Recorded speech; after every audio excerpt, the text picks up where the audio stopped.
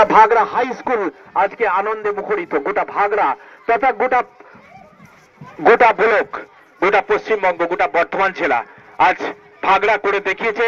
হয়তো আমরা অনেকেই জানি না যে হঠাৎ কি ব্যাপার, এত র্যালি কেন, এত ছাত্রছাত্রী কি ব্যাপার, কোথায় হেঁটে যাচ্ছে, আমরা হয়তো জানি না, সত্যিই তাই জানি না।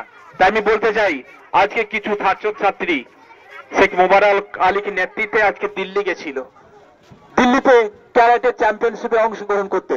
ওরা নিয়মিত প্র্যাকটিস করতো ভাগড়া হাই স্কুলে, ক্যারাটে তারা চ্যাম্পিয়নশিপ হয়েছে, তার চ্যাম্পিয়নশিপে অংশগ্রহণ করে তারা আজকে পদক নিয়ে এসছে দিল্লি থেকে, তালকোটরা স্টেডিয়াম থেকে। সত্যি আমাদের সত্যি গর্ব হয়, আজ ভাগড়া গর্বিত, গোটা পশ্চিমবঙ্গ গর্বিত যে না ভাগড়ার মতো একটা গ্রাম, যেখানে একটা গ্রামের মাঝে একটা স্কুল আছে, সেই স্কুল থেকে কয়েকটা স্টুডেন্ট আজকে দিল্লি পৌঁছে গেছে। তারা যখন ট্রেন থেকে নামছে সত্যি অবাক লাগে যে ওইখানে ওইভাবে ওদেরকে বিভিন্ন দর্শকরা